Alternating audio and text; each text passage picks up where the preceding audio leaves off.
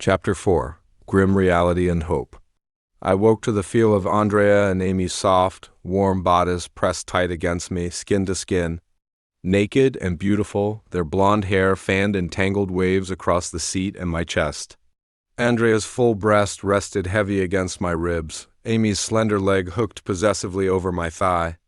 The sight of their pale curves, the swell of hips, and the inviting dip of waists in the dim light sent a jolt of raw hunger through me. My rod stirred, hardening insistently against Amy's hip. It took a fierce act of will to clamp down on the heat coiling in my gut. Later, I told the primal urge. Now, wasn't the time for another round, not with the dead weight of yesterday's losses pressing in from outside. Carefully, so as not to wake them, I slid out from between their warm embrace. The chill air bit instantly. I pulled the thin, salvaged blankets from my building's apartments over their sleeping forms, tucking the rough fabric around their shoulders. The soft sounds of grief drifted through the APC's thin armor, muffled sobs, the low drone of exhausted prayers. The camp was awake, drowning in sorrow. Slowly I dressed, the routine a grim anchor. Then I gathered my gear, each piece a necessity in this graveyard world. The braces, greaves, my combat boots, the tactical vest that now replaced my ambu vest, the cold steel of my sword, the worn leather of my kunai holder, the familiar weight of the gun belt settling on my hips, and finally the solid heft of the Winchester repeater. The comforting ritual was a stark contrast to the palpable despair seeping through the walls. I climbed down from the APC, the heavy door clanging shut as I locked it securely behind me. Stepping out was like plunging into cold water. The air hung thick with the smell of damp ash and rotting corpses. I spotted the others already moving the bodies of the dead, heaving them onto a growing pile destined for the flames. Over 40 to 50 walkers had stumbled blindly into camp during the night. The toll was brutal. Out of the original 67 of us, only 34 remained. Myself, Andrea, Amy, Glenn, Kevin, Matt, Harry, Simon, Jimmy, Charlie, T-Dog, Merle, Daryl, Jackie, Morales, Miranda, Antonio, Eliza, Carol, Sophia, Lori, Carl, Rick, Shane, Dale, Jim, Dean, Sam, Jess, Bobby, Ellen, Rufus, Joe, and Ash. We were all that was left. I'd known it would happen. I'd done nothing to prevent it, clearing that horde yesterday morning. I'd thought it might shift the tide, change the timing, or even prevent the attack altogether, but nothing changed. The assault came just the same, heavy and inevitable, as if the event itself was written in stone, untouched by anything I did. Now, as I walked up towards the grim activity, I took in the hard-set faces of everyone working. Bobby, sleeves rolled up, was handing tools to Jim as they made the final fixes on Dale's RV, the old vehicle groaning under their ministrations. Nearby, Sam strained alongside Dean, Merle, Daryl, T-Dog, and Morales, dragging the stiff, bloodied corpses of the fallen walkers towards the pyre. Matt had organized Kevin, Charlie, Jimmy, Harry, and Simon into a watch team. They stood tense at the camp's edge, rifles ready, scanning the shadowed tree lines while Dale, perched high on the RV's roof like a weathered gargoyle, kept lookout. Glenn knelt in the dirt with Jackie and Carol, carefully turning over the bodies of our own fallen friends, their faces pale and slack, working to identify them amidst the carnage. The kids, Antonio, Carl, Sophia, and little Eliza, huddled close to Miranda, Morales's wife, seeking shelter near Rick and Shane. The two men stood locked in a heated, loud argument about the group's next move, their voices sharp and urgent in the heavy air. Joe, Ellen, Ash, Jess, and Rufus moved with grim purpose, silently piling scattered tents, bags, and supplies back into the parked cars and trucks. The attack from last night had acted like a cattle prod, jolting everyone into frantic motion, survival instincts overriding shock. The only ones not actively working were Lori, standing rigidly beside Rick and Shane like some imperious boss bitch observing her domain, and my two lovers, Andrea and Amy, who were still deeply asleep inside the APC, recovering. Daryl, Dean, Merle, T-Dog, Morales, and Sam paused as I approached, their movements heavy with exhaustion.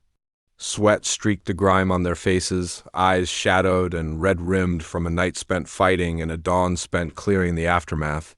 They hadn't slept since the attack. Darrell straightened up, wiping his forearm across his brow, leaving a darker smear. He jerked his head towards Glenn, who was still kneeling somberly beside Jackie and Carol near the human dead. Irritation hardened Darrell's voice as he spoke. "We can't waste time here anymore. We gotta pile all them bodies together and burn them. Glenn's gone all sentimental on us and wants to bury our dead. You talk some sense into him, man." Dean nodded grimly, shifting the weight of the Walker corpse he'd been dragging. He echoed the urgency. "Look, I get what he's saying, but we can't spend the rest of the day here. There might be more hordes headed our way." Merle, cleaning his hands on a cloth, spat into the bloody dirt. "Sentiment gets you killed, brother," he rasped, his eyes sharp. "Burying takes time we ain't got. Digging holes makes noise we can't afford. And leaving markers is like ringing a damn dinner bell for every walker within 5 miles. Burn 'em quick, pack the trucks, and move. That's the only sense there is now." The others, T-Dog, Morales, Sam, murmured agreement, their anxious glances flicking towards the surrounding woods. The message was clear. Sentiment was a luxury that invited death. "All right," I said, the weight of their expectations settling on me. "Let's go talk to Glenn. The rest of you guys, just pile all the bodies together." Darrell fell into step beside me immediately, Dean and Merle close behind, forming a grim, determined delegation as we walked across the camp towards Glenn, Jackie, Carol, and the heartbreaking task of identifying the friends we'd have to burn. Behind us, T-Dog, Sam, and Morales got to work again. "Hey, no ... Our people go over there. We don't burn our own." Glenn's voice cracked, raw with grief, as he watched Sam and Morales lift the limp form of old Mr. Peterson, a face etched in campfire memories, now slack and gray. He lurched forward, eyes wide with panic. I moved instantly, stepping squarely into his path, blocking his view of the grim procession. My gaze held Carol and Jackie first. Their faces were pale masks of exhaustion, streaked with tears and dust. Behind me, Darrell, Dean, and Merle formed a solid wall, their expressions carved from stone, Darrell's jaw clenched, Dean's mouth a tight line, Merle's eyes narrowed in grim understanding. "There's no time," I stated, the words flat and final. I turned back to Glenn, meeting his desperate stare. "We can't spend all day here, burying the dead. We gotta move, make sure those that still breathe get to a safe place." I held his gaze, letting the brutal necessity sink in. "We'll mourn our dead later. For now we have to move." Glenn stared back, his breath hitching. The fight drained out of him like blood from a wound. His shoulders slumped, then shook. A ragged sob tore loose, and tears carved tracks through the grime on his cheeks as he dropped heavily to his knees in the churned earth. The sound was pure, shattered loss. I placed a firm hand on his trembling shoulder, a gesture of command, not comfort. My eyes flicked to Darrell. Darrell, catching the silent order, gave a curt nod. "Come on," he grunted to Merle, already turning. They strode back towards the pyre, their movements sharp with purpose, ready to expedite the grim task. I shifted my focus back to Jackie and Carol. Their eyes were hollow, the shock of the night still clinging.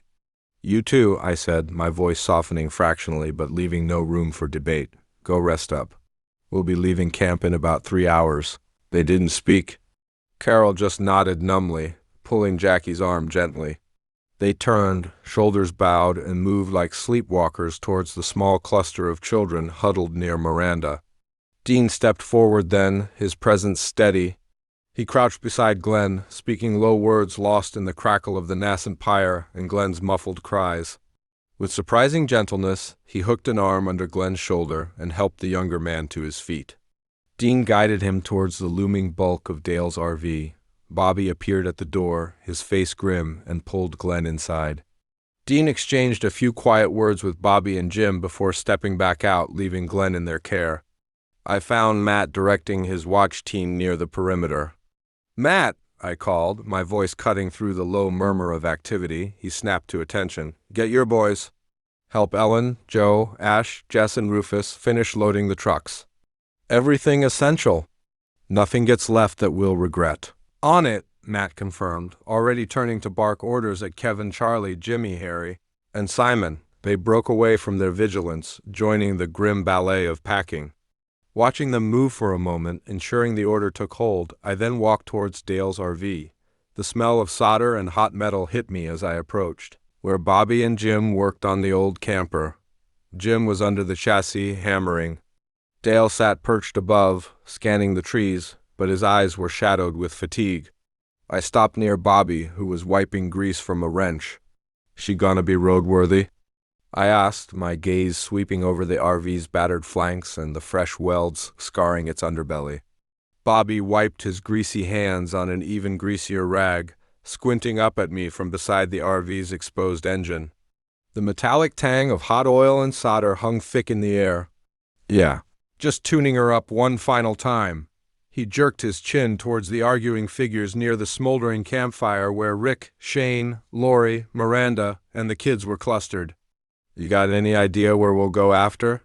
"No," I said, following his gaze.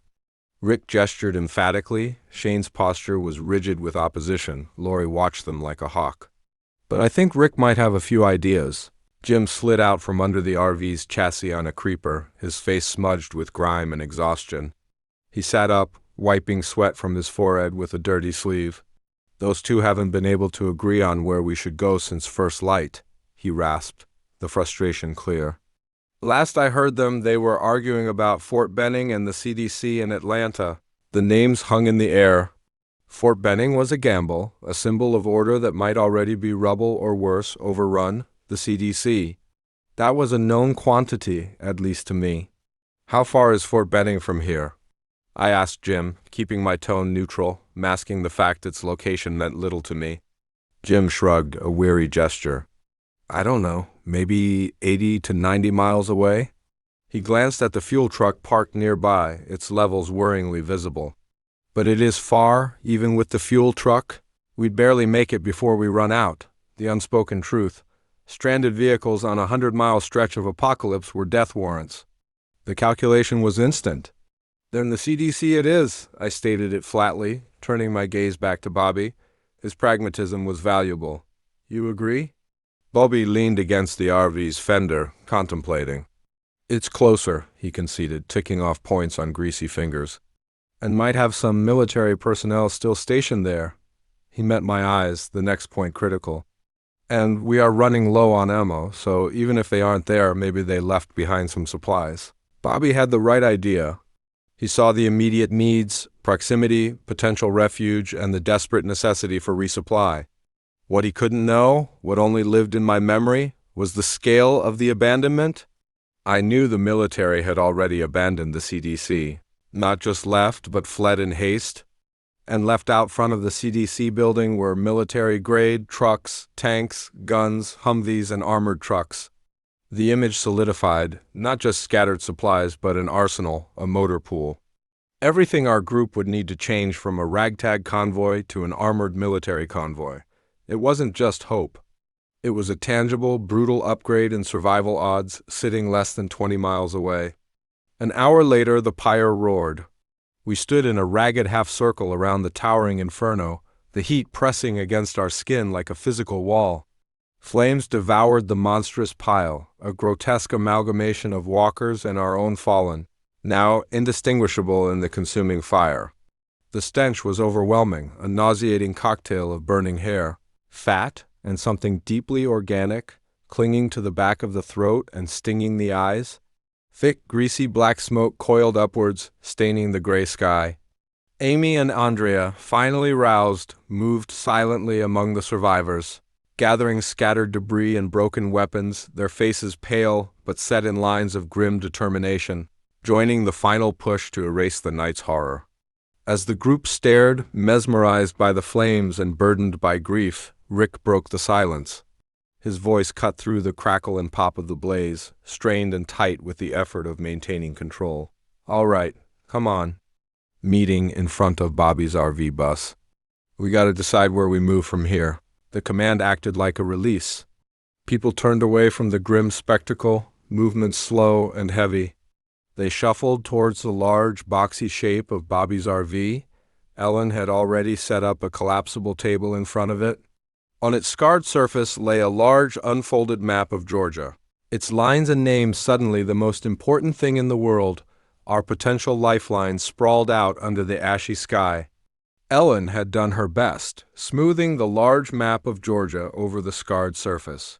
It looked alien under the overcast sky, a relic of a world that didn't exist anymore, its highways potential death traps, its cities gaping maws of the dead.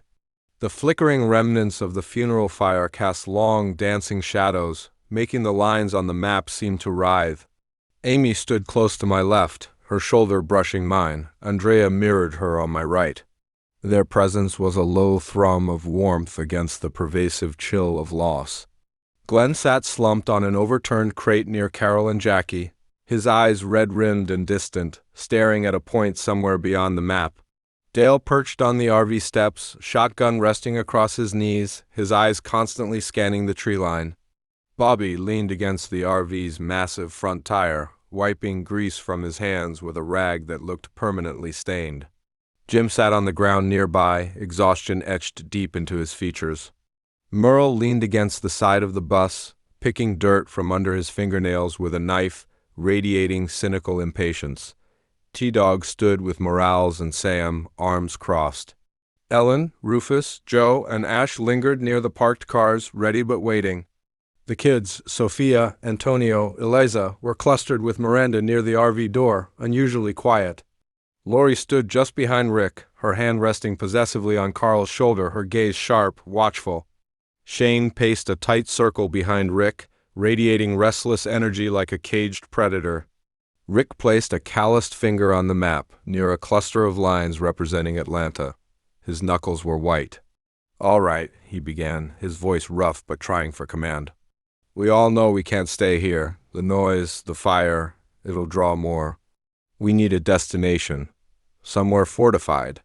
Somewhere with resources, maybe even people." Shane stopped pacing, planting himself squarely opposite Rick. His eyes swept the group, landing briefly on Lori before locking back onto Rick. "Fort Benning," he stated, his voice firm, confident. He jabbed his own finger onto the map, southwest of Atlanta. 100 miles, give or take. It's a major military base, Rick. Walls, guns, troops, or what's left of, order, safety. That's where we need to be heading. Rick sighed, a sound heavy with the weight of the past hours. "Shane, look at the distance." He traced a route with his finger. 90, maybe 100 miles. Through God knows what. "We got vehicles, yeah, but that fuel truck?" He nodded towards the large tanker parked nearby. "Jim reckons it's maybe half full. Enough for some of us to make it if the roads are clear, which they won't be. What happens when that runs dry halfway? We abandon the trucks? Walk the rest? With kids?" He gestured towards the huddled group near Miranda. "Through hostile territory, low on ammo, low on supplies? It's a gamble we can't afford. It's the only real chance we got." Shane countered, his voice rising slightly, tinged with frustration. He leaned over the table, palms flat. "The CDC? That's Rick's other bright idea," he scoffed, the sound harsh in the tense air.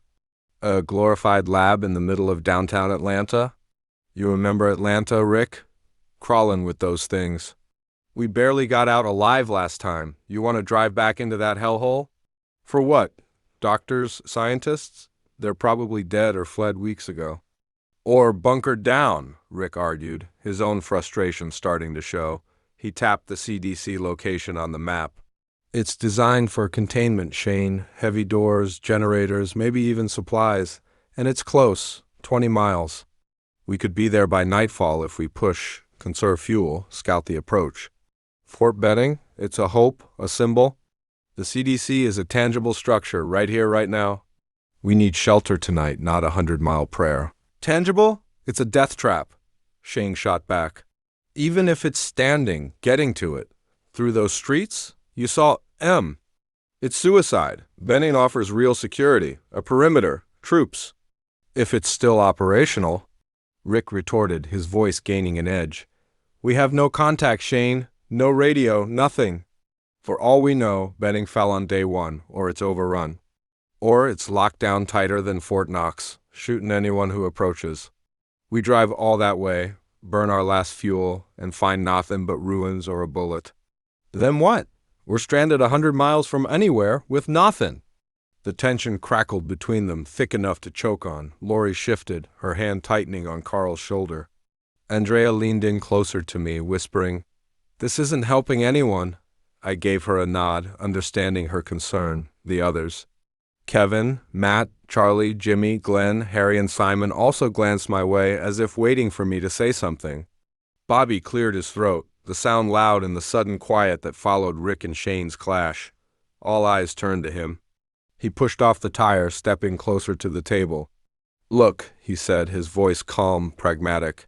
"Rick's got a point about the fuel. That truck's got maybe 200 miles in her, tops, spread across all these engines. And that's optimistic.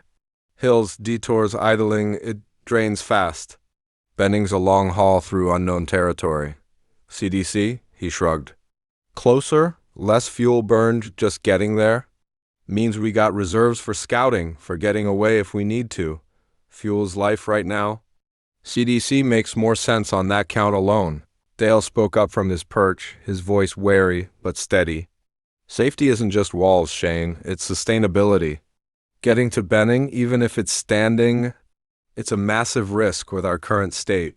Low ammo, exhausted people, children.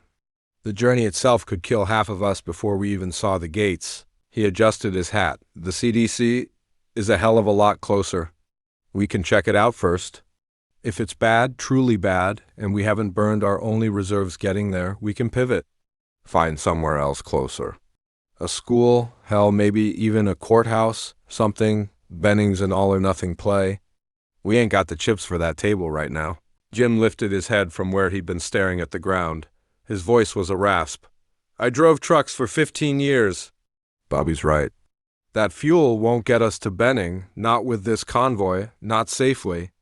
We'd be pushing it bone dry, praying for a miracle gas station that ain't been siphoned or burned.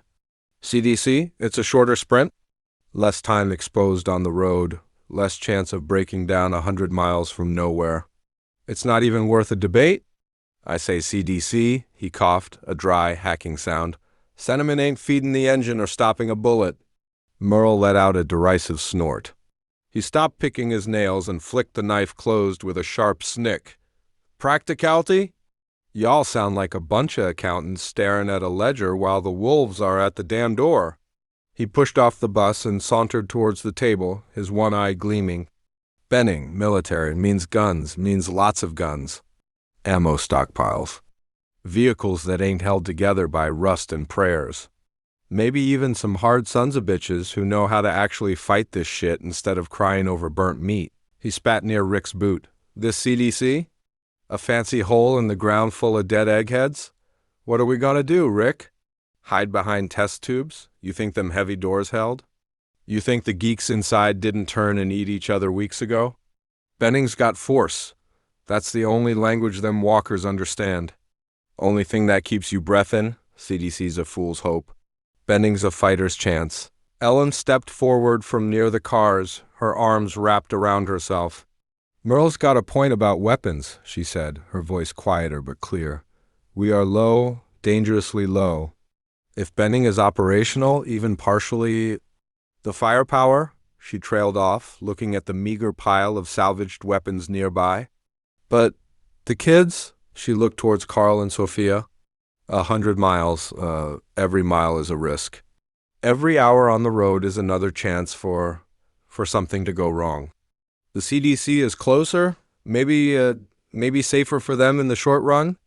I don't know." She sounded torn, frightened. Rufus, standing beside Ellen, nodded grimly. "Ammo's the key," he rumbled. His voice was deep, weathered. "Without bullets, we're just meat waiting its turn. Benning promises that, even if it's a gamble, this CDC, it's a question mark. Might be empty, might be a tomb. Might have nothing but dusty lab coats. Rising 100 miles on fumes for maybe a Benning is crazy, but walking into downtown Atlanta for maybe at some lab supplies, that feels just as crazy. Only difference is the distance. And the distance," he looked at the fuel truck. Might kill us before the walkers do if we aim for Benning. But without ammo, the walkers will get us eventually, CDC or not. Damned if we do, he left the thought hanging. Darrell, who had been leaning silently against a nearby tree, arms crossed, watching the exchange like a hawk watches field mice, finally stirred. He didn't move closer, just tilted his head, his gaze fixed on Shane, then Rick, then finally sweeping over the map. Benning's a ghost, he stated flatly, his voice a low rasp. Or a graveyard. Or a fortress shooting anything that moves. Ain't nothing but a name on a map now, he shifted his weight. CDC, it's a building, stone and steel, might be crawling, might be clear, might have something useful left behind. Might not? He paused, his eyes, sharp and calculating, met mine briefly before flicking back to the group. 20 miles versus 100, burn less fuel. Less time out there exposed. We get there, we see. Bad, we leave. Fuel left means options. Benning, you get there, it's bad? You're stuck, no gas, no options. Just dead. He fell silent again, his point delivered with brutal simplicity, survival distilled. Minimize risk, preserve options? Shane saw the tide turning. He stepped forward, his posture radiating intensity, trying to recapture the group's focus. Listen to me, he implored, his voice vibrating with conviction. I hear you on the fuel, I do, it's a concern. But what's the point of saving a little gas if we hole up in a death trap? CDC is in the city, the heart of it. You think those things just vanished? They're thicker than flies on shit down there. Getting to it will be a bloodbath. Then, even if we get inside, what? We're trapped in a building surrounded by thousands of M? No way out? For Benning is open ground. Military infrastructure. Perimeter defenses we can use. Space to maneuver, room to breathe. It's a fort, people. Not some underground lab. And the weapons. My God, the weapons and ammo they must have stockpiled. We're down to our last clips. A few more attacks like last night and we're done? Benning means survival. Real, long-term survival. CDC is just delaying the inevitable in a fancier coffin. He slammed his fist lightly on the table near the CDC mark.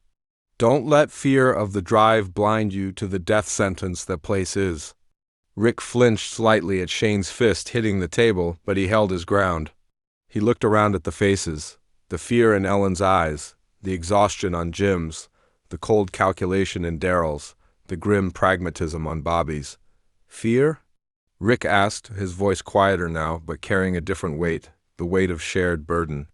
It's not fear, Shane, it's reality. Look at us, he gestured around the circle. We're battered, we're grieving. We're running on fumes ourselves? We have children who need rest, safety, now, not after a grueling 100-mile gauntlet run. The CDC is a known location, close, we can scout it. Dale's right. If it's bad, we haven't burned our bridges getting there. We can find a school, a warehouse, something nearby with walls, Benning. It's a leap of faith across a chasm we might not clear. He looked directly at Shane, a flicker of the old friendship buried deep beneath the strain. It's not about fear. It's about not risking everything we have left on a symbol when a potential shelter is 20 miles away. We need a haven, Shane, tonight, not a promise for tomorrow that might be a mirage. The group was silent again, the crackle of the dying pyre the only sound. The arguments hung in the air, Shane's passionate plea for the security and firepower of Benning, Rick's desperate pragmatism for the closer, tangible shelter of the CDC. Eyes flickered between the two men, the weight of the decision pressing down. Lori watched Rick intently, a mixture of anxiety and something else, calculation. Glenn just stared blankly at the map. Carol held Sophia tighter. Merle looked openly contemptuous of the hesitation. Darrell remained an impassive statue. Shane opened his mouth, ready to launch another volley, his face flushed with the effort of persuasion. But the ammo... Enough! The word cut through the tension like a knife. My voice, calm, low, devoid of the heated emotion that had filled the air, but carrying an undeniable finality. Every head snapped towards me. Amy's hand found mine, squeezing briefly. Andrea straightened slightly beside me. Shane whirled, his eyes blazing. What did you say? I met his gaze evenly, stepping slightly forward, closer to the table, placing myself physically between the map and the arguing factions. I said, enough, Shane. We're wasting daylight. Arguing won't fill the gas tank or find us bullets. Rick looked at me, a flicker of wary hope in his eyes. Shane's jaw clenched. So what's your brilliant solution? Hide in the city and pray? No, I said, my voice still level. I pointed at the CDC location on the map. We go here. Rick's right. It's the only play that makes sense with what we have. Shane threw his hands up. For God's sake, kid, I know you and I haven't seen eye to eye since you got here, but come on. We need guns. We need ammo. CDC ain't got that. Maybe not inside, I conceded, keeping my gaze locked on the map, on the point that represented far more than Rick or Shane knew. I looked up, sweeping my gaze across the group, deliberately avoiding Shane's furious stare for a moment. The CDC is close, 20 miles. We can be there before 4 in the afternoon if we move now and haul ass. That gives us shelter tonight, walls, doors, a place to breathe, to regroup, to tend to wounds. I glanced at Jim, who looked pale, without one eye constantly on the tree line. I paused, letting that sink in. The promise of real walls, however temporary, was potent. But the ammo, Ellen whispered, voicing the shared fear. Here's what you don't know, I continued, my voice dropping slightly, commanding attention. I know the military abandoned the CDC, pulled out fast, maybe a week or two into this mess, ordered to fall back, consolidate elsewhere. Probably Benning or somewhere like it.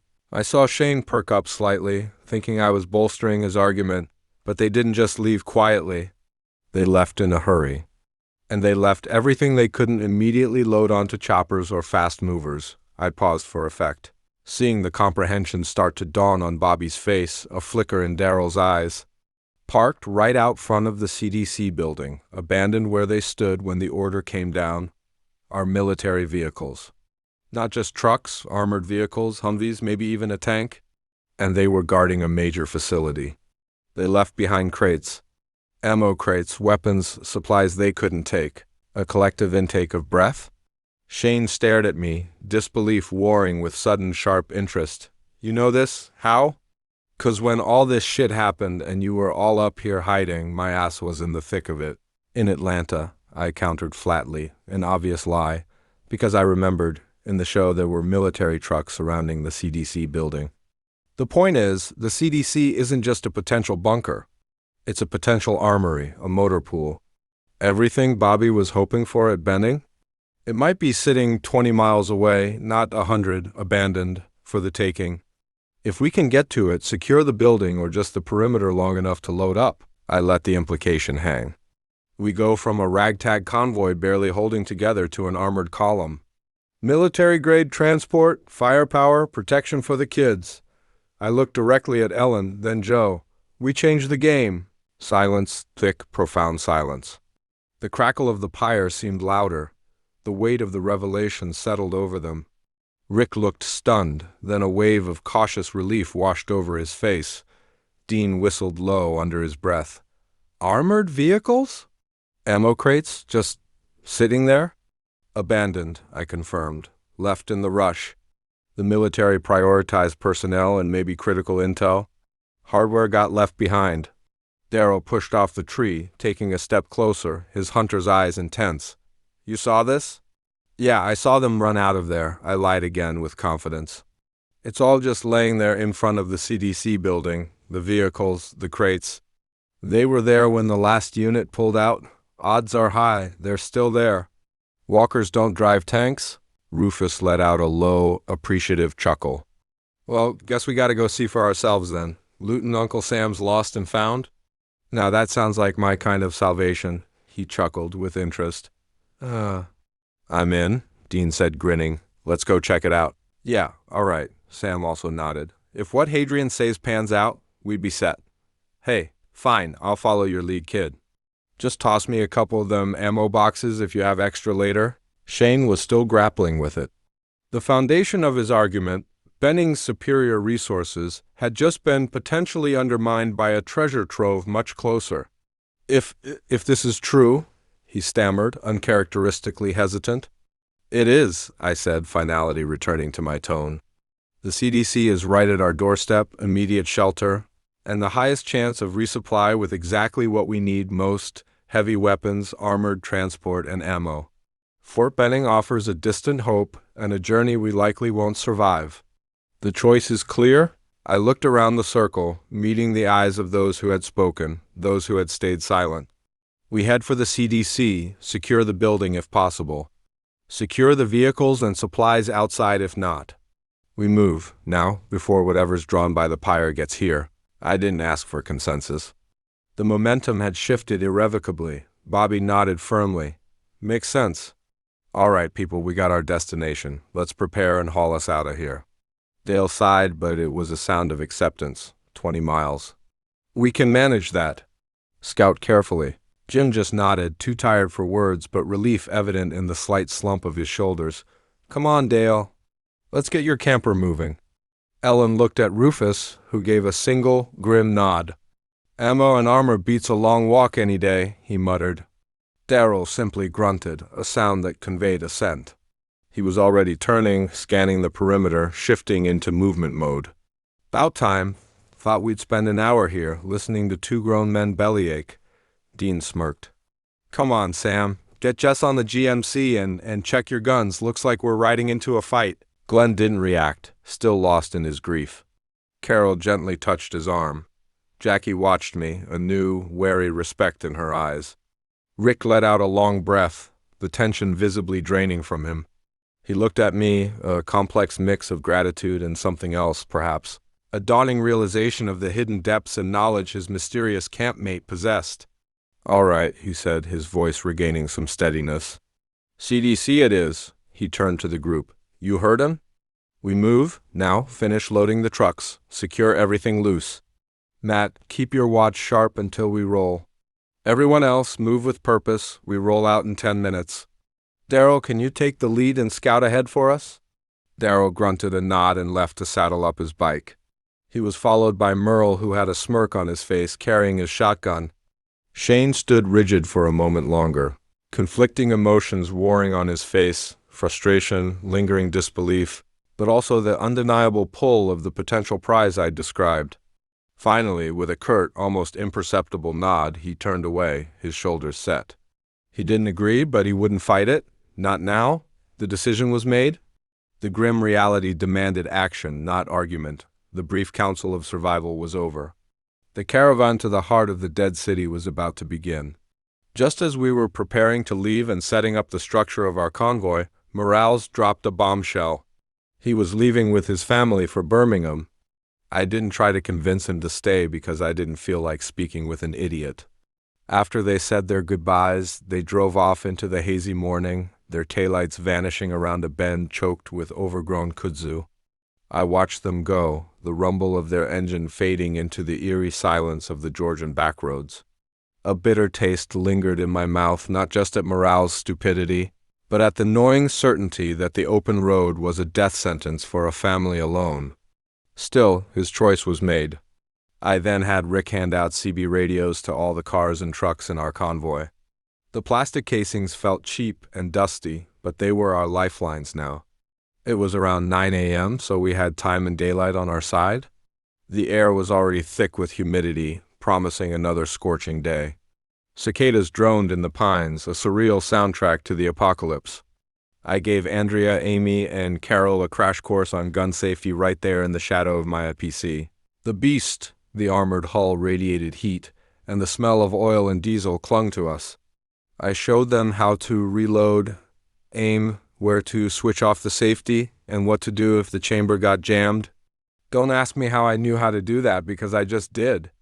It must have had something to do with my Sharingan's ability to learn things past a flicker of crimson in my mind's eye, dissecting movements into fluid steps. After I taught them the basics, I distributed guns. Andrea's eyes hardened with focus as I handed her one of my M4A1 assault rifles. I even showed her how to load and shoot the M203 grenade launcher attached to it, her fingers trembling only slightly on the cold steel. Amy bit her lip, a mix of fear and determination crossing her face as I gave her my last HKMP5 with the red laser attachment. I taught her about shooting in short bursts, the clack-clack of the dry-fire drill echoing sharply. For Carol, I gave her my silenced Glock 17. Her hand shook, but she gripped it like a lifeline, knuckles white. I didn't really need it since I now had the Winchester repeater, which felt natural, balanced, and deadly in my hands. Aside from the guns, I gave all three a combat kabar knife each. They secured them with their belts to their hips. The blades glinted dully in the morning light, wicked and purposeful. These knives were among the things I'd first gotten from the APC's storage lockers. Jo had also come over, her boots crunching on the gravel, to help me teach the girls how to handle the weapons. Her presence was steadying, her instructions crisp. We even bantered and joked while doing it. Amy fumbled a magazine reload, and Jo quipped, "Easy there, Annie Oakley." Save the fireworks for the walkers. Carol managed a shaky laugh, and Andrea rolled her eyes but smiled. The longer we talked, the more I found myself enjoying Jo's company. She was witty, smart, and very good-looking. Plus, she had an athletically pleasing body-lean muscle under a worn leather jacket, movements economical and sure. "All right, load up. Daryl's gonna scout ahead and radio back if the coast is clear, then we move." Dean yelled, climbing into his black Impala. The engine roared to life, a deep-throated growl that shattered the stillness. "Keep up," Jo said to me with a grin as she walked past, swaying her hips slightly. She even shot me a provocatively seductive look over her shoulder as she strode toward the Impala, her ponytail swinging. I was more than surprised by her teasing. I'd figured she and Dean would have something going on, like in the Supernatural series. But when I thought about it more, Jo and Dean interacted more like an older brother and bratty younger sister. Even Sam treated Jo like a sibling, his protective glances more fraternal than possessive. Guess things are different in this world, I chuckled inwardly, already trying to come up with a way to get Jo to join my coupling alongside Amy and Andrea. The image was compelling, a challenge worth pursuing. "Everybody listen up," Shane barked, walking to his Jeep. He slapped the hood for emphasis. "Now that everyone has a CB, thanks to Hadrian's generosity, we're gonna be on Channel 40. His eyes scanned the group, lingering on the families huddled by the RV. "So if you have trouble or spot something, speak up, all right?" We watch each other's backs out there. "Come on, y'all, get your asses into gear." Merle yelled, hefting his shotgun as he climbed into his rust-streaked pickup. "My baby brother's already out there, risking his ass for you lot. Let's get this show on the road."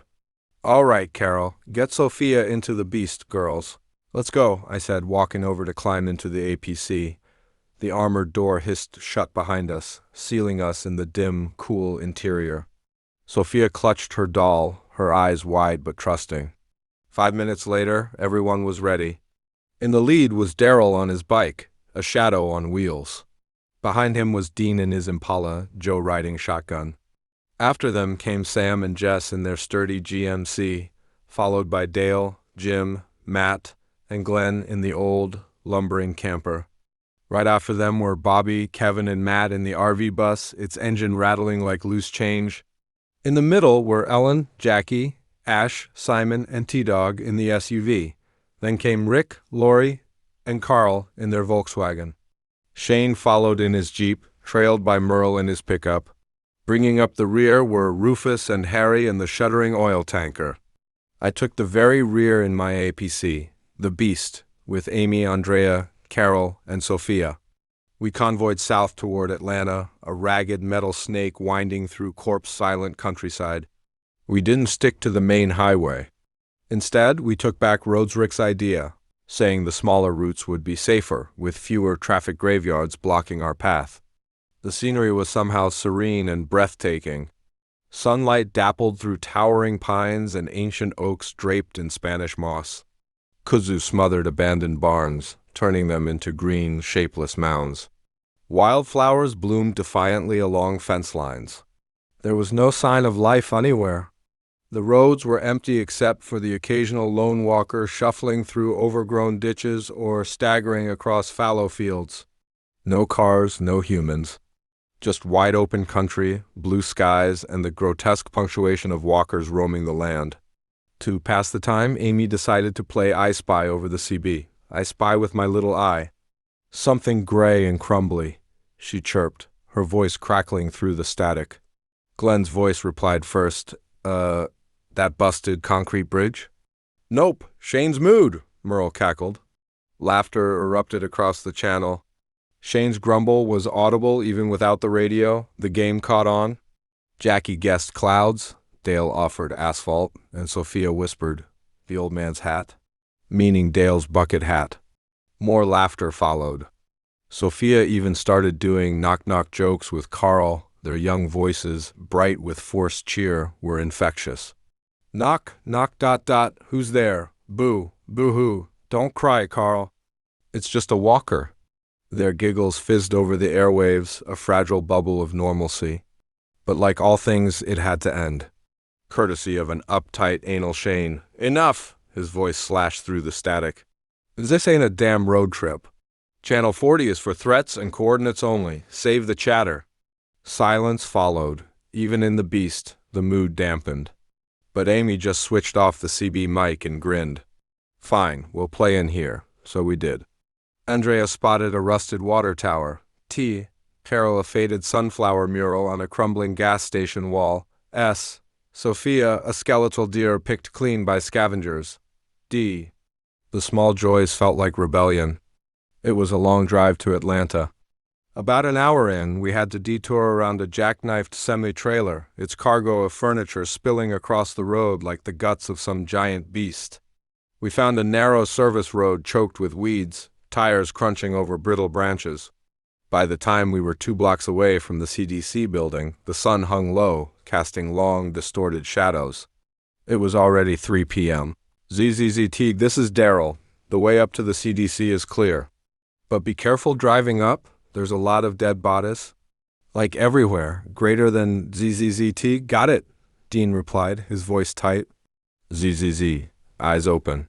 We're here. Greater than Rick's warning crackled as we rolled to a stop across the street from the CDC. Daryl stood beside his bike near the intersection, crossbow held loosely, but eyes sharp. Jesus. Andrea breathed beside me, her knuckles white on her rifle. Behind us, Amy gasped, and Carol choked back a whimper. Sophia buried her face in her mother's side. The scene was a slaughterhouse frozen in time. Everywhere the eye could see were bodies in torn military gear camouflage uniforms, dark with old blood, helmets askew or missing entirely. Some wore civilian clothes, but they were few, swallowed by the uniformed dead. The stench was a physical blow even through the APC's filters, coppery decay, cordite, and something cloyingly sweet. I could also see the discarded tools of a failed last stand, guns littering the pavement like metallic weeds, ammo crates spilled open, their brass contents gleaming dully. Military trucks sat abandoned, doors hanging open. Hulking MRAPs and lighter MATVs were parked haphazardly, some riddled with bullet holes. Heavy turrets mounted on sandbag emplacements pointed uselessly down empty streets. Tanks and personnel carriers were silent behemoths in the afternoon gloom. They were all just there, forgotten. I even spotted a few collapsed Red Cross tents, their fabrics stained and sagging. Inside, glimpses of crates and boxes hinted at their contents. Meds, and a lot of it, I thought, a spark of grim satisfaction cutting through the horror. We all got out of our vehicles, weapons raised, the clicks and clacks of safeties switching off unnervingly loud. Everyone grouped up near Daryl's bike, a tense huddle in the open. All right, Rick said, his voice strained but steady.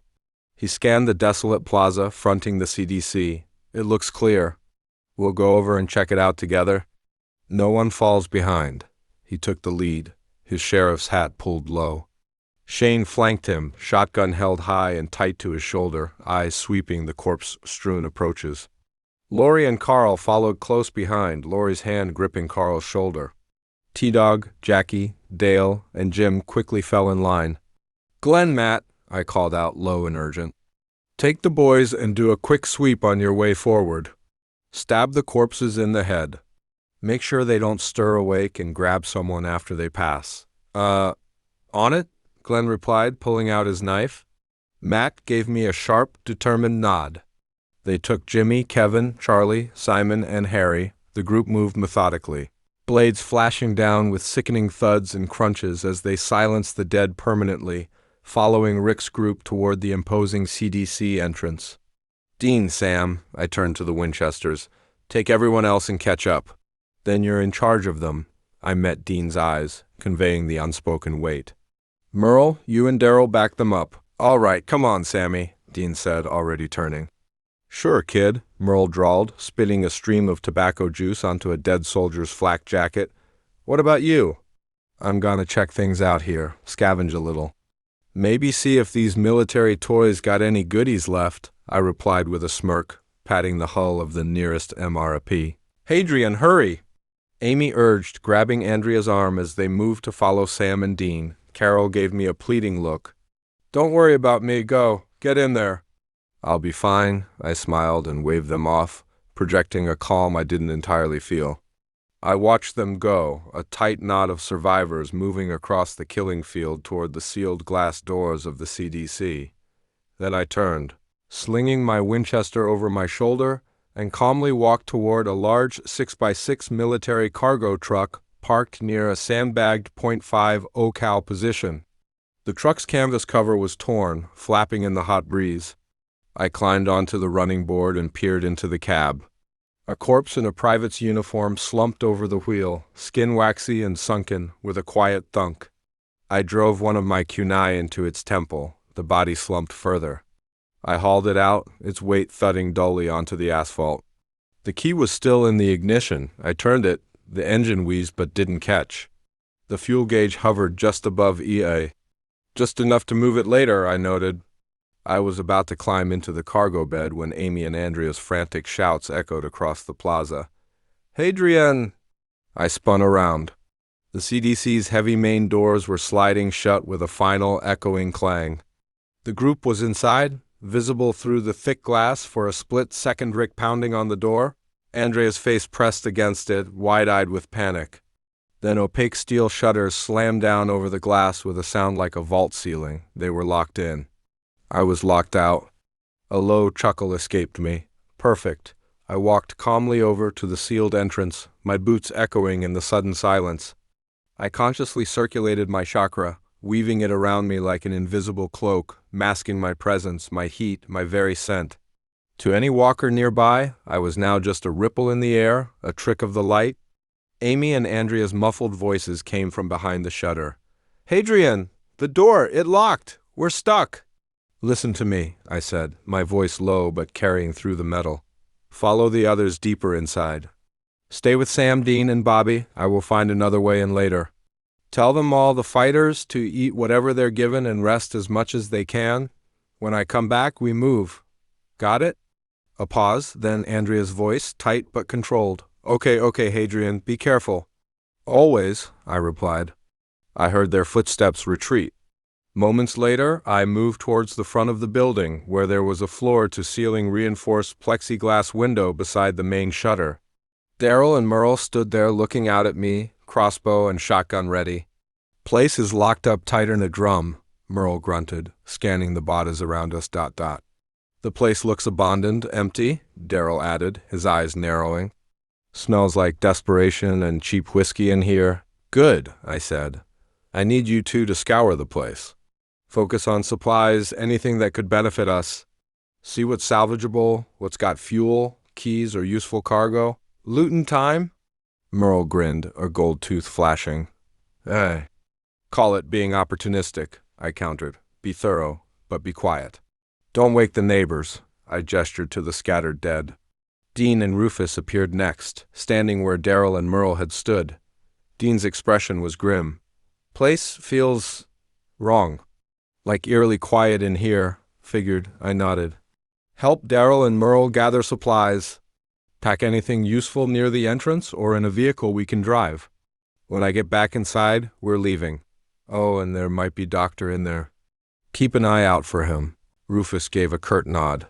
"We'll keep the lid on." Soon they turned and joined the others in their tense search. I was alone in the open grave of Atlanta's last stand. I turned, not looking back at the silent CDC. I could get in later.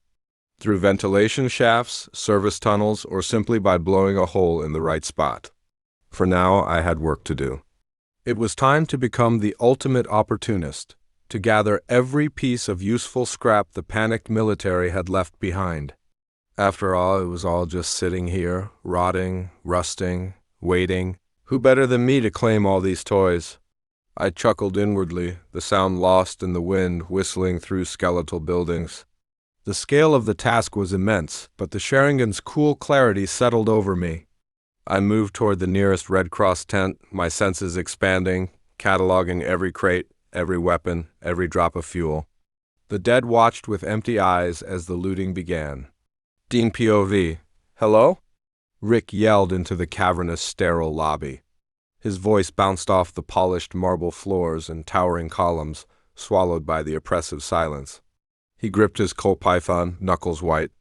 Everyone clustered just inside the entrance, a tight knot of exhaustion and wary tension. The air smelled of antiseptic and dust, chillingly at odds with the decaying world outside. Dean instinctively stepped in front of Carol, Lori, and the kids, his own modified .45 pistol held low but ready. Behind him, Bobby racked the slide of his Winchester shotgun with a sound like bones breaking. "Idjits," he muttered, eyes scanning the shadowed mezzanine above. Rufus mirrored him, his hunting rifle stock snug against his shoulder. Gaze darting across potential ambush points doorways, the reception desk, the dark mouth of a corridor. Sam moved in front of Jess, Amy, and Andrea, his tall frame a protective wall. His hand rested near the small of his back, likely on the grip of the Taurus pistol he carried. Merle Dixon and his brother Darrell stood back-to-back near the sealed entrance, an island of feral readiness. Merle's shotgun muzzle swept the room while Darrell's crossbow tracked any flicker of movement. The others, Dale, Jim, Glenn, Tadog, Jackie, Ellen, Ash, Simon, Matt, Kevin, Jimmy, Harry formed a ragged semicircle, putting the kids at their backs. The only sounds were ragged breathing and the soft tick of cooling engines from outside, muffled by the thick walls. See click-clack? The sharp, unmistakable sound of a rifle being cocked shattered the stillness. Every weapon in the group snapped toward its source, a heavy metal door marked "Authorized Personnel Only" on the left. It stood slightly ajar. A man stepped into the dim light filtering through the shuttered entrance. Middle-aged, maybe late 40s, but he looked a decade older. Deep shadows bruised his eyes above a salt and pepper beard that hadn't seen a trim in weeks. His lab coat was stained and wrinkled, hanging loosely on a frame that seemed too thin. He held an M4A1 carbine trained shakily on the group. The smell of cheap bourbon cut through the sterile air, clinging to him. Dean's senses went on high alert. This guy wasn't just tired. He was drowning, hammered, desperate. Dean caught Rufus's eye. The older hunter gave an almost imperceptible nod. Yep, drunk and dangerous, Dean thought. Is this the Dr. Hadrian mentioned, the one he wanted us to watch? He sized the man up, the tremor in his hands, the sweat sheening his forehead despite the cool air, the wild, haunted look in his eyes. Anybody infected? The doctor demanded, his voice raspy, strained. He licked dry lips, his gaze flicking nervously across the armed group. No, Rick replied firmly, lowering his python slightly but not holstering it. His posture remained tense, ready. None of us are. We came here looking for shelter, possibly food as well, Bobby added, his voice gravelly and sharp. His eyes never left the doctor's rifle. Place looks like it ought to have a pantry. The doctor stared for a long moment, the barrel of the M4 wavering slightly. Then, like a puppet with cut strings, his shoulders slumped. He lowered the gun, the aggressive tension bleeding out of him, replaced by a profound weariness. His demeanor shifted from cornered animal to something hollow, resigned. That's asking an awful lot these days, he said, managing a weak, humorless smile. But lucky for you, today just happens to be one of the good ones. Sigh. Thank God, Lori breathed out, the sound heavy with exhaustion and relief. She pulled Carl closer. A collective release of held breath washed through the group. Shoulders relaxed, weapons dipped fractionally. Joe moved then, stepping close to her mother Ellen. She leaned in, whispering urgently. Ellen's eyes widened slightly, then she turned and murmured to Sam. Sam listened, his brow furrowing, then leaned toward Dean, keeping his voice low. Andrea told Joe, Sam murmured, his breath warm against Dean's ear. Hadrian wanted us to relax for a couple of hours once inside. He said to rest, eat whatever's offered, and be ready to move when he gets back. Dean nodded slowly, absorbing the message. Rest up, gear up, get ready to run. The pieces clicked. Hadrian hadn't just been looting out there. He'd known something. Known this place wasn't sanctuary. Known it was a trap or a tomb or both. The way he'd acted, the specific warnings, it was like he had a script. Dean didn't know what it was yet, but the certainty in Hadrian's orders spoke of impending disaster.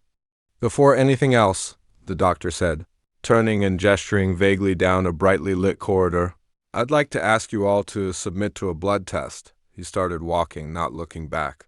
It's just basic protocol. Nothing serious. A simple price for admission. We can do that, Rick agreed after a brief glance at Shane. He holstered his python. A signal for the others to partially stand down. They followed the Dr. Jenner. He'd later introduce himself through the sterile, echoing halls. Fluorescent lights hummed overhead, reflecting off spotless linoleum. It felt like walking through a hospital after hours, amplifying the sense of isolation. Dean and Daryl exchanged another look, a silent understanding passing between them. Merle's lips twitched, barely suppressing a knowing smirk. Well, Hadrian, Dean thought, eyeing the elevator doors at the end of the corridor. Hope you got a plan for this death trap, too. If you've got stuff to bring with you, do it now, Jenner said, gesturing vaguely back towards the lobby entrance as they approached the heavy security doors guarding the elevator bay. 'Cause once those doors close, he trailed off, the implication clear. A few people grabbed hastily packed bags, Dale with his toolbox, Glenn with a backpack of scavenged parts. The heavy security doors hissed shut behind them with a final ominous thud, sealing them off from the outside world and the fading daylight. The air felt recycled, artificial. Rick Grimes, Rick offered, extending his hand as they crowded into the large service elevator. It smelled of ozone and stale air. Dr. Edwin Jenner, the doctor replied, shaking Rick's hand limply. His palm was damp. Jenner pressed his thumb to a scanner. A green light blinked, and he spoke into an intercom. Vi, initiate descent sequence? Authorization, Jenner, Edwin, Priority Alpha. A muffled, computerized female voice acknowledged. The elevator lurched, then began a smooth, unsettlingly silent descent. It felt like being swallowed. Rick and Jenner talked during the 5-minute ride, their voices echoing in the cramped space. Rick spoke of the quarry, the highway, the herd. Jenner listened with detached interest, his eyes distant, haunted. He offered platitudes about safety, about resources, but Dean heard the hollow ring beneath them. They emerged into a stark, concrete-lined corridor that screamed bunker. Jenner led them into a cold, utilitarian lecture hall. Rows of uncomfortable plastic chairs faced a large monitor and a lectern. This will do, Jenner mumbled, setting up a portable blood-drawing kit on the lectern with practiced, if slightly unsteady, hands. One by one, they filed up. Jackie went pale as her blood filled the vial, swaying on her feet. Jenner caught her arm, his concern seeming genuine, if weary. Low blood sugar, most likely, adrenaline crash. Come, he said, his voice softening fractionally. Let's get some food into everyone. He led them down another corridor to a surprisingly normal-looking kitchenette. Stainless steel appliances, a large table, chairs. He opened a heavy pantry door, revealing shelves stacked high with vacuum-sealed meals, canned goods, bottles of water, and wine, real, packaged food. Score, Dean thought, the sight momentarily pushing aside his unease. Hadrian was right about the supplies, but the sight also deepened his suspicion. This much food, this deep underground. For one man? The storage room Jenner had opened felt like just the tip of the iceberg. What else is hidden down here? The question hung heavy as Jenner began distributing frozen yogurt and bottles of water. And why does one doctor need a fortress? Daryl Pov, an hour later, the kitchen 4:21 p.m. The sterile kitchen was transformed. Wrappers from MREs littered the table. The smell of processed beef and chemical cheese sauce mingled with the richer aroma of opened wine bottles. Laughter, genuine and slightly hysterical, bounced off the concrete walls. It felt jarring, wrong almost in the bunker's depths, but desperately needed. Daryl Dixon sat on a stool near the door, picking at a packet of crackers. He wasn't drinking, needed a clear head.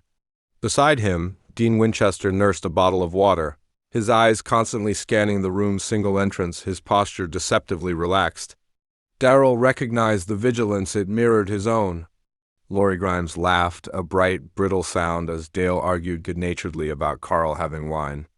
"Well, when Carl's in Italy or France, then he can take a sip," Laurie insisted, shaking her head but smiling. "Well, when in Rome or Atlanta's Ascend bunker," Rick chuckled, clapping Dale on the shoulder. "Come on, Laurie, one sip won't hurt." Laurie sighed dramatically, playing along. "Fine, one sip. No more." Dale, beaming, poured a minuscule amount of red wine into a plastic cup and placed it before Carl with a flourish. The room quieted, all eyes on the boy. Carl, cheeks flushed with the attention, picked up the cup carefully. He took a tiny sip. His face instantly contorted into a grimace of pure disgust. "Ooh," he spat, slamming the cup down. "Yuck, that tasted nasty," the room erupted. Shane barked a laugh. Tadog slapped the table. Jackie covered her mouth, her shoulders shaking. Even Jim managed a weak smile. Merle, perched on a counter away from the main group, snorted into his own bottle. "Kid's got taste." "That swill is nasty." Daryl watched the scene, the forced merriment, the shadows under everyone's eyes that the laughter couldn't erase. Hadrian said rest, but he also said be ready. He caught Dean's eye again. The marshal gave an almost imperceptible nod toward the door. "Time to move." Quietly, while Dale launched into a story about Tuscan vineyards and the group's attention was diverted, Daryl and Dean stood and slipped out into the corridor. The sterile silence of the hallway was a shock after the kitchen's noise. They'd taken 3 steps when Jo Harville appeared around a corner, her arms crossed, a knowing smirk on her face. "Hey, what's going on?" she asked, her voice low but sharp. "Why are you two sneaking off? Date night?" "Hadrian wanted us to search the place," Dean answered bluntly, not breaking stride. "Weapons, supplies, anything useful." "Dude," Daryl hissed, shooting Dean an exasperated look. "I thought we were supposed to keep it quiet." "Hadrian didn't say not to tell people we trust," Dean shrugged, a hint of challenge in his eyes as he looked at Jo. "You in?" Joe's smirk widened into a fierce grin. "Try and stop me." "Let's go." She fell in step beside them, leading the way down the featureless corridor with confident strides. Daryl shook his head but followed, a reluctant grunt escaping him. Even though he didn't want to admit it, it felt solid, having these Dean and the others from their group around. People who moved like hunters, thought like survivors. People he and Merle could maybe, just maybe, trust to watch their backs without expecting a knife in it later. People Hadrian had vouched for. 15 minutes later, generator room. The generator room was a cavernous space dominated by the huge, greasy bulk of the main power unit. It thrummed with a deep, mechanical vibration that resonated in Daryl's chest. The air smelled of diesel fumes and hot metal. Banks of monitors glowed green on one wall, showing schematics and blinking status lights. Jo was crouched beside a row of large industrial fuel drums lined against the far wall. She rapped her knuckles on them one by one. Thud, thud. The sounds were hollow, empty. She moved to the last 2. Thunk, thunk, solid but barely. She unscrewed a cap on one, peered inside, then cursed softly. "Shit," she announced, standing and wiping grease from her hands onto her jeans. "The generator's almost out of fuel. These 2 drums have maybe an inch of sludge in the bottom. The rest are bone dry." Daryl felt a chill that had nothing to do with the bunker's cool air. He looked at the massive machine, its rhythmic thrum suddenly sounding like a death knell. "Damn it. How long you think we got till this place goes dark?" Dean was studying the flickering monitor readouts, his face grim in the green glow. He traced a finger down a digital fuel gauge bar that pulsed a warning red. 14, 15 hours at most, he estimated, and that's me being generous. Could be less if this hunk of junk is sucking fumes. So with the supply room, the medic station, the security room, and now this, Jo summarized, gesturing around the echoing chamber, I'd say we've found all the worthwhile supplies this tin can hold. Damn straight, Darrell muttered, frustration warring with urgency. Ain't nothing else down here except concrete and bad news. Then we grab what we found and get it staged, Dean said, turning away from the ominous monitors. Come on, time's wasting. Dean led the way back to a small storage alcove near the main elevator shaft they'd discovered earlier. It was stacked with their haul. Cases of MREs and bottled water hauled from the main pantry. Duffel bags bulging with medical supplies, bandages, antibiotics, suture kits, painkillers liberated from the well-stocked infirmary. Backpacks filled with tools, flashlights, and batteries from a maintenance closet. And sacks containing the real prize guns and ammo discreetly pulled from a surprisingly lax security locker. Several Beretta 9 South, boxes of 9mm ammo, 2 Remington 870 shotguns with a box of shells, and even a pair of Taser X26s with spare cartridges. They'd worked fast and quiet while the others ate. Now they loaded up, Darrell hefting 2 heavy duffels of ammo, Dean slinging 3 backpacks over his broad shoulders, Joe dragging a case of water. They made multiple trips, carrying everything to the bottom of the emergency stairwell, a grim, utilitarian metal staircase that led back up towards the surface levels. They piled their loot near the bottom steps. 8 heavy metal cases, 10 overstuffed duffel bags, 5 bulging backpacks, and 3 lumpy sacks. It represented everything of immediate value for survival in the world above.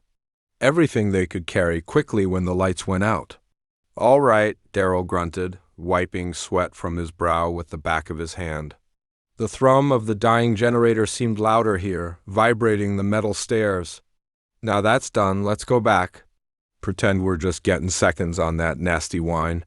Let's go, Dean agreed, his eyes lingering on the stacked supplies. Play normal, eat, but stay sharp.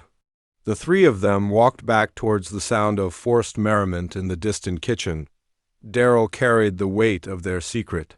Hadrian's orders made sense now, the urgency, the focus on being ready to move. This place wasn't a refuge, it was a sinking ship. Looting it wasn't greed, it was survival. And Darrell Dixon felt not a shred of guilt about stripping this doomed tomb to give their group a fighting chance. MCPOV, time skip, 2 hours later, outside the CDC to 7:05 p.m. The street was transformed. The apocalyptic graveyard that had greeted our arrival was now organized, cleared, mine. It had taken me nearly 3 relentless hours. 3 hours of focused, sharing an enhanced efficiency amidst the silent dead and the deepening twilight. The kunai had flashed, finding skulls and walkers drawn by the noise of engines coughing to life. The storage scroll had absorbed mountains of gear, its chakra-infused parchment accepting crates, weapons, and pallets with silent hunger. My muscles burned, sweat plastered my shirt to my back despite the cooling air, and dust coated my throat, but the sheer scale of the haul was exhilarating. The chaotic sprawl of bottas and sandbag barricades was now mostly pushed aside or stacked against buildings, clearing paths for the vehicles I'd resurrected. The weapons left strewn like discarded toys were gone secured. The medical tents stood empty, their life-saving contents now safely nestled in the dimensional space of my scroll. Parked in a formidable armored column, engines silent but ready, were the fruits of my labor. 5 RG-33L 6x6mm PVM RAPs, hulking beasts of rolled steel, their V-shaped hulls designed to deflect blasts. Each sported a roof-mounted remote weapon station, 2 with snarling M134 miniguns, 3 with heavy M240B machine guns. Their diesel engines purred with latent power, fuel gauges showing healthy levels siphoned from other wrecks. 3 Oshkosh MATVs, lighter, more agile than the MRAPs, but still heavily armored. Each had an M2 Browning .50 Cal machine gun mounted prominently on its hardtop, the massive barrels gleaming dully under the last rays of the sun. Perfect for scouting and rapid response.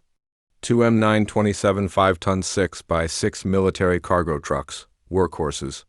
Their long beds were packed high and secured under taut canvas covers, filled with the crates and metal cases of ammo I hadn't been able to fit into the scroll, mainly .50 cal, 7.62 millimeters and 5.56 millimeters belts and boxes. One truck had an M2 Browning and a crate of ammo secured in the cab, just in case. 3 M1025 Humvees, familiar silhouettes, each crowned with a functional .50 cal turret, parked strategically near the front for quick deployment. This place had been a motherlode. A military convoy caught in a collapse, ordered to hold this position, then overrun or abandoned. I'd picked its bones clean. The roof-mounted weapons were just the tip of the spear. Inside each vehicle was a carefully curated arsenal, racks of M4 South and M16s, crates of grenades, frag and flashbang, stacks of body armor, helmets, and load-bearing vests. Survival gear water filters, MRI cases, medical kits filled remaining spaces. The sheer volume couldn't all fit into the vehicles, even packed tight. That's where the storage scroll came in. Nearly 80% of the non-vehicle loot resided there now, a treasure trove compressed into a roll of parchment. Weapons cache, M4A1 assault rifles, no attachments, X16. M1602 assault rifles with M203, grenade launcher X19. M60E4 light machine guns X8, M24OB heavy machine guns X30.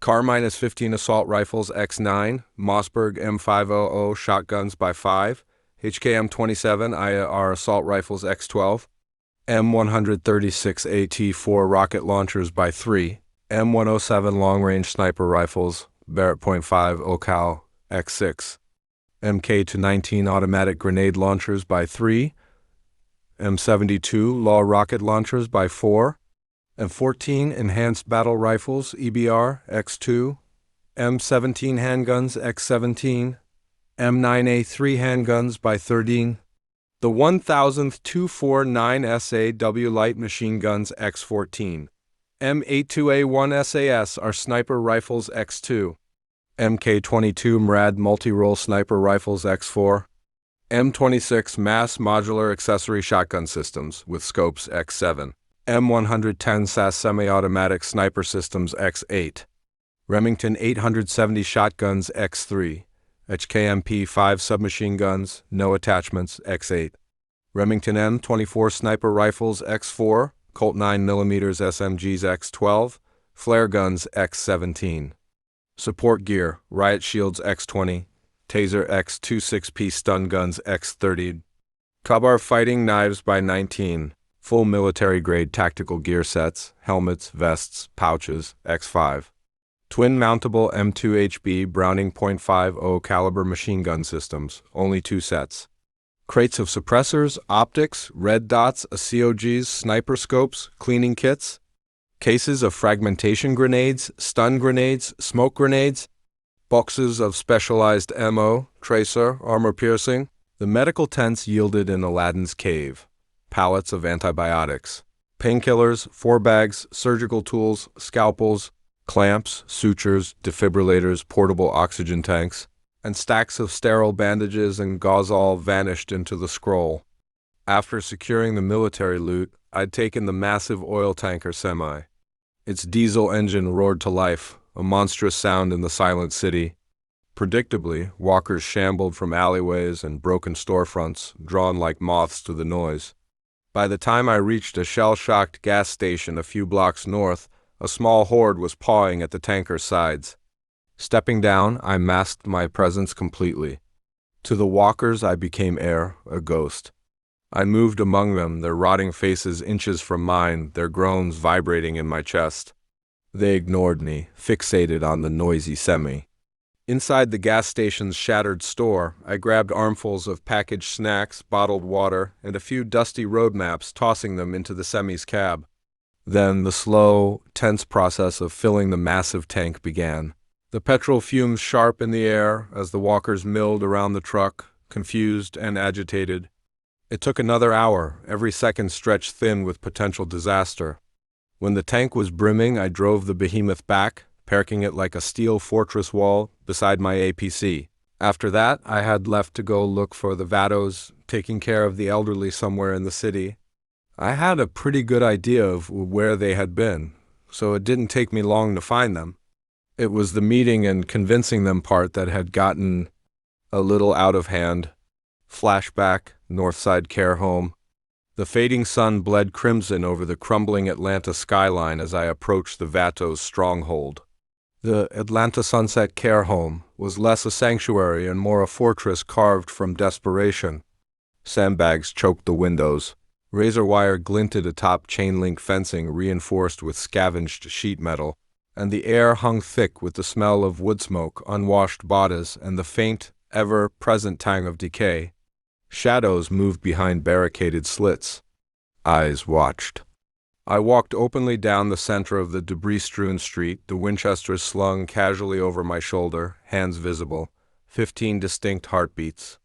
10 inside the main building, clustered near the entrance hall. 5 more positioned as lookouts. 2 on the roof, 1 in a wrecked car to the left, 2 flanking the gate. A voice barked from behind a sandbagged window, sharp and laced with suspicion. "Alto? Quienes? Cuquieras? Stop! Who are you? What do you want?" "Hadrian," I called back, my voice echoing flatly in the street silence.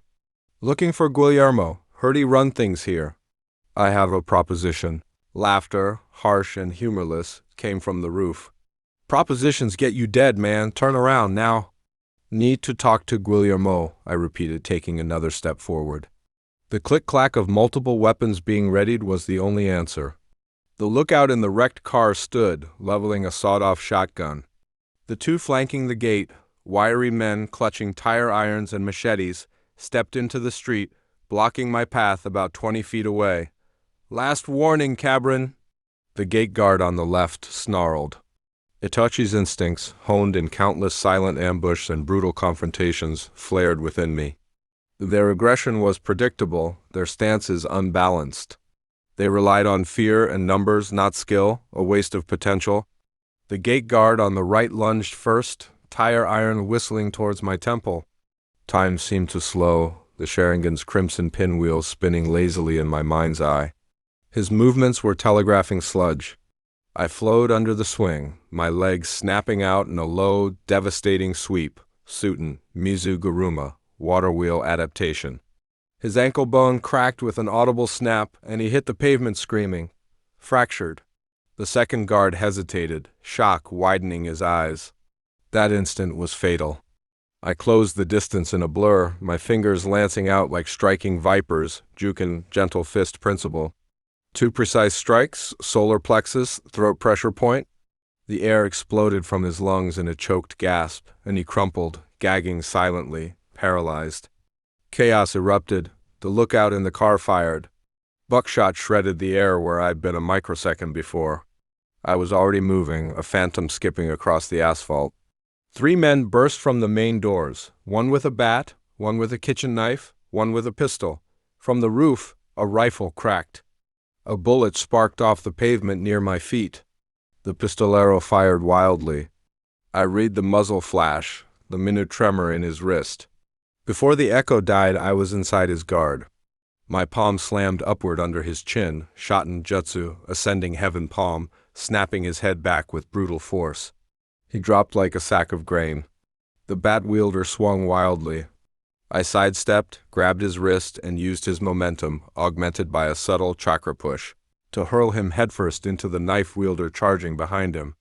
They collided in a tangle of limbs and pained grunts. A 4th man, burly and roaring, charged from the side with a fire axe, predictable. I met his charge, ducking under the wild overhead swing. My elbow drove into his kidney, Ura Rang reverse lotus principle, a strike amplified by focused chakra. He bellowed, knees buckling. A swift chop to the back of his neck silenced him. The rifleman on the roof fired again. I tracked the trajectory, sensed the second shooter shifting position. I scooped up a chunk of concrete and hurled it with chakra-enhanced speed and precision. It struck the first rifleman's weapon with a sharp crack, sending it spinning from his grasp. Before he could react, I was scaling the wall beside the gate in 3 fluid, chakra-adhered steps, Misu no Kokyu, breath of water walking. He scrambled back, drawing a knife, eyes wide with shock and fear, but he was too slow. My foot lashed out, catching him square in the chest and catapulting him off the roof. He landed hard on a dumpster below, groaning. Luckily for him, we weren't that high up.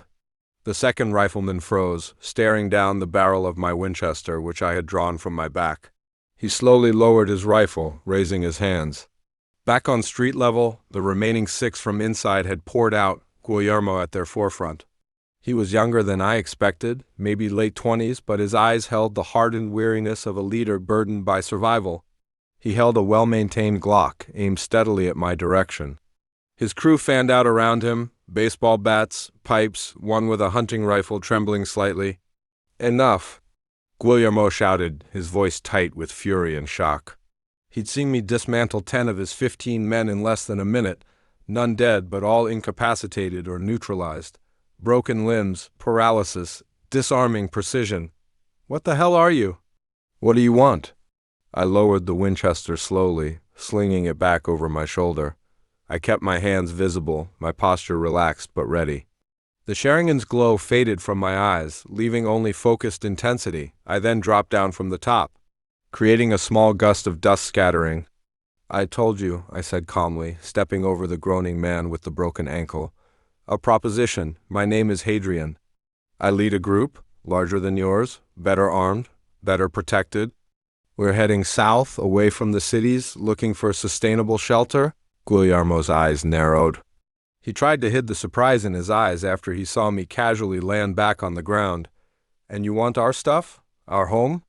He gestured bitterly at the fortified care home. "No," I stated flatly. "I want you.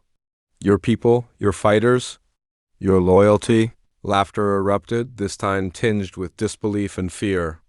"You come here, beat down half our crew, and ask us to join you? You're loco, man," one of the men spat. "I didn't kill them," I pointed out, my voice cutting through the noise.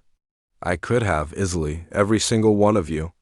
But I didn't, because you have value. You held this place. You protected your people. That takes guts and skill. It's wasted here." Guillermo kept his Glock level. "Why? Why us? Why not just take what you want?" "Because the world isn't about taking scraps anymore," I said, locking eyes with him. "It's about building. Surviving isn't enough. We need to thrive. My group has mechanics, doctors in training, fighters. We have heavy armor, enough weapons and ammo to start a war, and a tanker full of fuel." I saw a flicker of interest beneath his suspicion. "But we need more good people. People who know how to fight, how to scavenge, how to hold a line. People who understand loyalty. Your crew has that." "And what do we get?" Guillermo demanded. "Besides a new boss who kicks our asses?" "You get survival with a future," I said bluntly. "Real protection. Not hiding behind sandbags waiting to starve or be overrun. You get food, medicine, clean water, safety for your families." I saw the elderly inside the windows. His grip on the Glock tightened. "You get a place where your skills are respected, used to build something lasting. You get a seat at the table, Guillermo. Not as a subordinate, but as a leader within our group. You keep your people together. And also gain the trust of others who'd see as one of them, your people integrating with ours." "We become one?" Silence stretched. The moans of the injured men were the only sound. His crew looked from him to me, fear warring with a dawning desperate hope. The care home was a dead end. They all knew it. The old ones, Abuela Rosa, Mr. Harding. "They can't travel far," Guillermo said, his voice thick. "It's too dangerous." He lowered the Glock a fraction, the fight draining out of him, replaced by the crushing weight of responsibility. "And if we say no?" "Then you stay," I shrugged, the movement deceptively casual. "I walk away. I don't take your supplies. I don't harm anyone else, but you know how this ends? Hordes grow. Supplies dwindle. People get desperate. This fortress becomes a tomb." I held his gaze. "Or you join us. I'm gonna bring my people here, to stay and merge.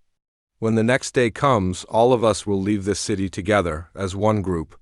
You become part of something stronger. You give your people, all your people, a real chance." Guillermo looked back at the care home, at the frightened faces peering from the upper windows, at his injured men groaning on the pavement.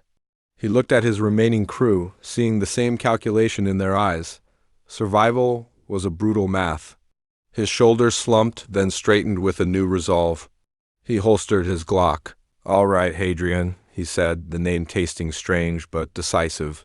"We join, but your word, protection for the old ones.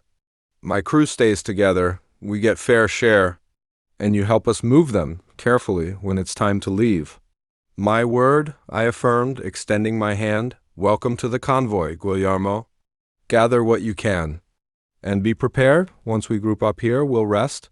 Then tomorrow we leave Atlanta in the rear view. He grasped my forearm in a firm warrior's grip, not a handshake.